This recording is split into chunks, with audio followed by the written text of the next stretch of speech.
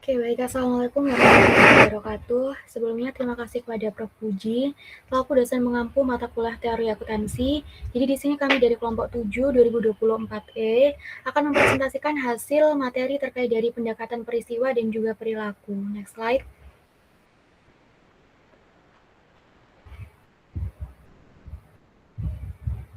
Oke, berikut merupakan anggota dari kelompok 7. Mungkin bisa langsung next slide. Oke, baik. Untuk materi yang pertama, di sini saya akan menjelaskan terkait dari pendekatan peristiwa atau event approach. Nah, yang pertama di sini ada pengertian dari pendekatan peristiwa dalam teori akuntansi. Jadi, pendekatan peristiwa itu adalah suatu pendekatan yang dimana dalam teori akuntansi itu menekankan terkait dari pelaporan setiap kejadian ekonomi atau ekonomi event yang dimana terjadi dalam perusahaan secara lengkap, objektif, dan juga sesuai dengan kenyataan.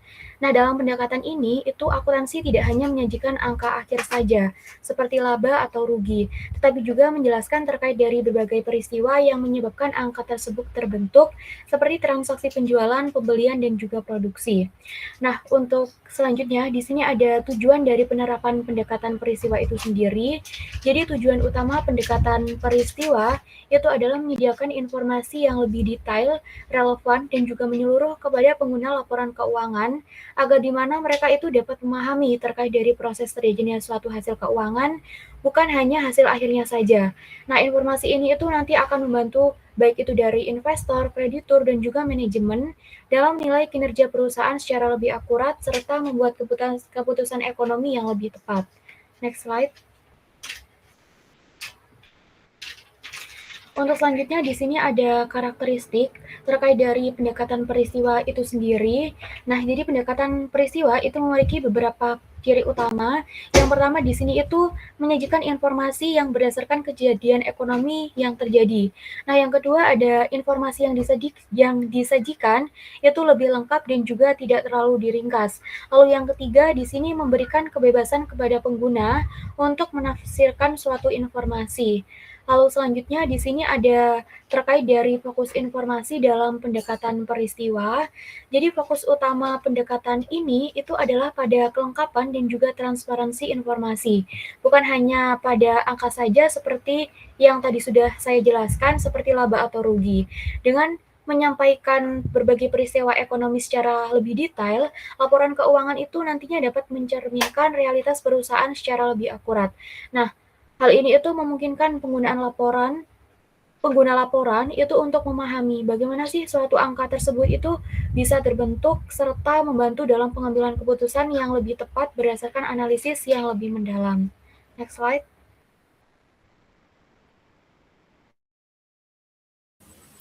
Baik, selanjutnya yaitu model sistem yang digunakan dan keunggulan pendekatan peristiwa. Model sistem yang digunakan yang pertama itu hierarki model, di mana data itu disusun secara berjenjang dan user itu dapat mengakses data sesuai kebutuhan melalui struktur bertingkat. Nah, model ini itu cocok bila hubungan data bersifat satu arah dan rapi, tetapi biasanya kurang fleksibel. Yang kedua yaitu network model. Data saling terhubung dan bersifat multidimensi, sehingga lebih fleksibel daripada model hierarki. Model ini tuh lebih baik ketika satu data dapat berhubungan dengan banyak data lain. Yang ketiga yaitu relational model, yaitu data disimpan dalam bentuk tabel. Ini model yang paling familiar dalam sistem basis data modern karena hubungan data itu mudah dipahami melalui tabel, baris, dan kolom. Yang keempat yaitu entity relationship, yaitu fokus pada entitas dan relasi antar entitas. Biasanya itu dipakai untuk memodelkan sistem sebelum database dibuat. Nah, entitas ini tuh memahami objek apa saja yang ada dan bagaimana mereka itu saling berhubungan. Selanjutnya yaitu keunggulan pendekatan peristiwa, di mana pendekatan peristiwa ini tuh menekankan pencatatan kejadian nyata yang mempengaruhi perusahaan, bukan sekedar hasil akhirnya dalam bentuk angka ringkasan. Keunggulan yang pertama yaitu informasi lebih lengkap, jadi bukan hanya angka ringkasan, tetapi data mentah atau detail kejadian juga tersedia. Artinya itu pengguna bisa menelusuri sumber informasi lebih dalam. Yang kedua itu fleksibel, pengguna dapat menentukan sendiri analisis yang dibutuhkan. Jadi sistem tidak memaksa semua orang memakai format laporan yang sama. Yang ketiga itu mendukung berbagai model keputusan, di mana investor, manajer, dan analis data itu bisa menggunakan data yang sama dengan sudut pandang yang berbeda. Ini penting karena keputusan tiap pemakai itu tidak sama.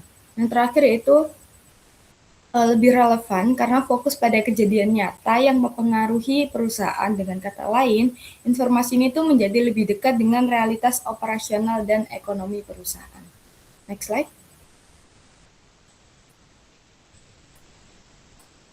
Selanjutnya yaitu ada kelemahan pendekatan peristiwa. Yang pertama yaitu information overload, dimana karena data yang disajikan tuh kan sangat banyak. Ini tuh berakibat pengguna itu bisa kewalahan. Masalahnya bukan kekurangan informasi, tetapi justru terlalu banyak informasi sehingga sulit memilih yang penting.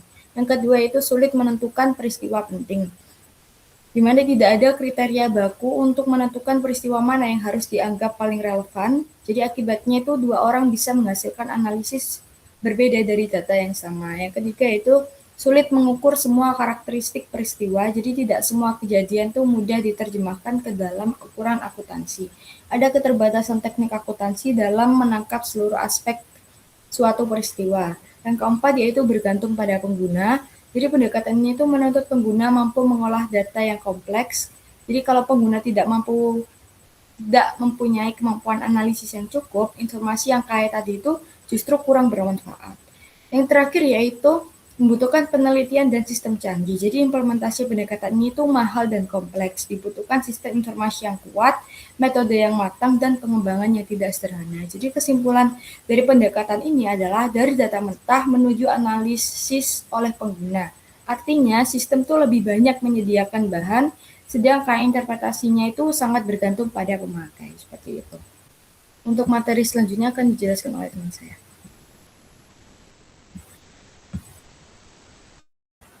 Baik, untuk materi selanjutnya pengertian pendekatan perilaku. Pendekatan perilaku ini itu dalam teori akuntansi adalah pendekatan yang mempelajari bagaimana informasi akuntansi mempengaruhi perilaku manusia dalam pengambilan keputusan. Pendekatan ini tuh menekankan bahwa akuntansi itu tidak hanya berkaitan dengan penyajian data keuangan saja, tetapi juga dengan bagaimana informasi tersebut itu dipahami, diinterpretasikan, dan digunakan oleh individu maupun kelompok. Nah, pendekatan ini tuh muncul sebagai respon terhadap keterbatasan pendekatan tradisional yang hanya berfokus pada aspek teknis dan rasional. Dalam pendekatan perilaku, faktor psikologis, sosial, kognitif menjadi bagian penting dalam analisis akuntansi. Next slide.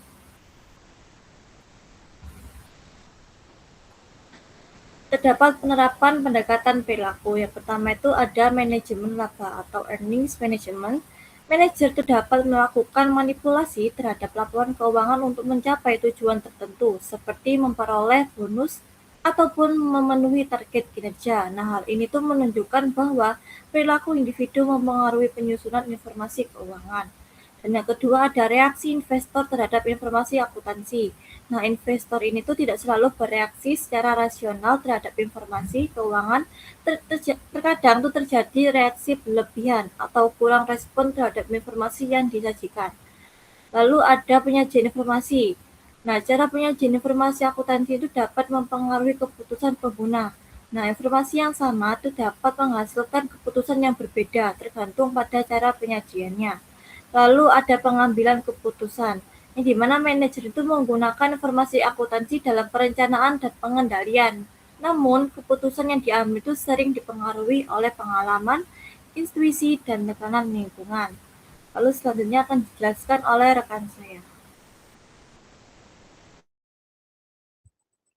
Yang selanjutnya mengenai pendekatan pemrosesan informasi yang merupakan dia itu menekankan bahwa informasi akuntansi itu tidak secara otomatis menghasilkan sebuah keputusan, tetapi harus melalui proses kognitif dalam diri pengguna. Artinya, informasi yang disajikan akan dipahami, ditafsirkan, dan diolah terlebih dahulu sebelum akhirnya digunakan dalam sebuah keputusan. Nah, dalam pendekatan proses informasi terdapat tiga variabel utama yaitu input, proses, dan output.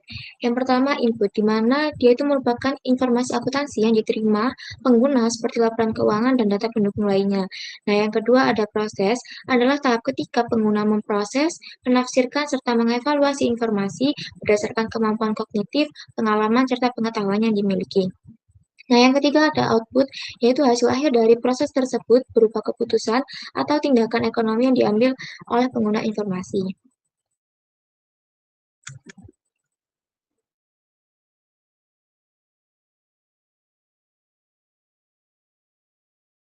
Nah, selanjutnya ada keunggulan dari pendekatan ini. Yang pertama itu lebih realistis karena menggambarkan perilaku manusia yang sebenarnya, bukan asumsi rasional sempurna. Jadi, HIP itu tidak dianggap sebagai manusia selalu rasional, seperti teori klasik. Pada kenyataannya, investor atau manajer bisa salah fokus, terbatas waktu, atau terpengaruh informasi. Jadi, HIP itu sesuai dengan kondisi lebih nyata. Yang kedua, ada membantu memahami bagaimana keputusan akuntansi itu benar-benar dibuat. Jadi HIP itu menjelaskan bagaimana keputusan itu terbentuk, mulai dari menerima informasi hingga diproses di sebuah pikiran. Nah, yang ketiga dapat meningkatkan desain dan penyajian laporan keuangan agar lebih mudah dipahami. Karena HIP itu menunjukkan bahwa manusia itu punya keterbatasan dalam mengakses informasi atau memproses informasi, maka laporan keuangan itu harus dibuat lebih sederhana, jelas dan tidak berlebihan agar tidak membingungkan pengguna. Nah, yang terakhir ada berguna dalam pengembangan standar akuntansi berbasis pengguna. Jadi setiap orang itu punya pengalaman dan cara berpikir berbeda. Dengan HIP akan membantu menjelaskan kenapa dua orang bisa itu mengambil keputusan berbeda walaupun informasinya itu tetap sama. Nah, yang selanjutnya itu ada kelemahan. Yang pertama itu tidak dapat menjelaskan proses mental secara detail karena tidak terlihat secara langsung. Nah, yang kedua, hasil pengalaman bisa itu berbeda-beda antara satu individu dengan individu lainnya. Yang ketiga, itu sangat dipengaruhi faktor psikologis seperti persepsi, pengalaman, dan bias. Nah, yang terakhir, itu tidak memberikan aturan baku sehingga sifatnya itu lebih deskriptif. Sekian dari saya, bisa dilanjutkan kepada rekan saya.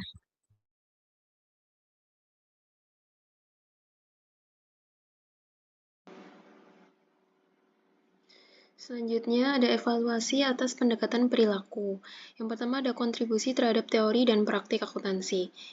Terdiri dari pergeseran itu mengubah pandangan bahwa akuntansi bukan sekedar sistem teknis yang dingin, tetapi sebuah sistem sosial yang hidup. Yang kedua, pengembangan standar, membantu pembuat standar seperti IFRS atau PSAK memahami bagaimana pengungkapan tertentu dapat memengaruhi reaksi pasar secara psikologis, bukan hanya secara matematis. Yang ketiga ada audit yang lebih baik. Riset perilaku telah membantu firma audit memahami bagaimana tekanan waktu dan hubungan dengan klien dapat merusak objektivitas auditor. Selanjutnya ada kritik dan keterbatasan atau kelemahan. Yang pertama ada masalah metodologis. Banyak penelitian perilaku dilakukan di laboratorium dengan subjek mahasiswa. Kritikus berargumen bahwa perilaku mahasiswa mungkin tidak mencerminkan perilaku profesional, akuntan senior atau investor kawakan yang memiliki pengalaman bertahun-tahun. Yang kedua, kurangnya teori yang bersatu. Tidak seperti teori ekonomi klasik yang punya asumsi tunggal, yaitu manusia selalu rasional, pendekatan perilaku memiliki ratusan teori kecil yang terkadang saling bertentangan. Yang ketiga, subjektivitas tinggi. Sulit untuk meregeneralisasi perilaku. Apa yang memotivasi karyawan A belum tentu memotivasi karyawan B, sehingga sulit bagi perusahaan untuk menciptakan satu sistem akuntansi manajemen yang sempurna untuk semua orang. Sekian dari saya, untuk materi selanjutnya akan dilanjutkan oleh rekan saya.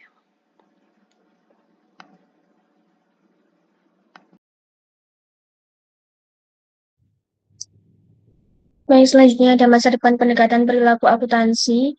Jadi masa depan pendekatan perilaku akuntansi itu akan berfokus pada sinergi antara kognisi manusia dan juga kecerdasan buatan atau AI, di mana sinergi ini itu memiliki tantangan utama dalam menjaga skeptisisme profesional agar akuntan itu tidak terjebak dalam automation bias atau ketergantungan berlebihan pada mesin atau pada AI tersebut. Selain itu, penggunaan dari big data dan juga teknologi biometrik itu juga bisa memungkinkan pengembangan neuro accounting untuk memetakan respons saraf investor secara real time sehingga desain laporan keuangan dari akuntan itu dapat dirancang lebih efektif dalam memitigasi reaksi pasar yang irasional.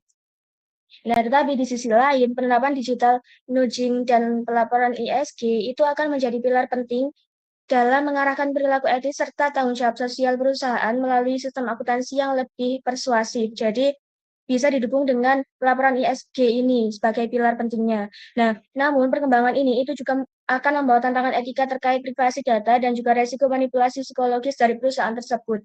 Sehingga masa depan akuntansi keperilakuan itu bisa dituntut untuk tetap menjaga integritas moral dan dari sisi kemanusiaan agar tidak hilang ditelan oleh arus otomatisasi yang kian masih masif dan malah tergerus oleh kecerdasan buatan atau AI. Sekian dari saya kembalikan ke moderator. Terima kasih.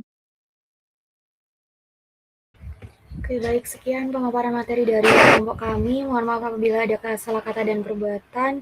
Wassalamualaikum warahmatullahi wabarakatuh.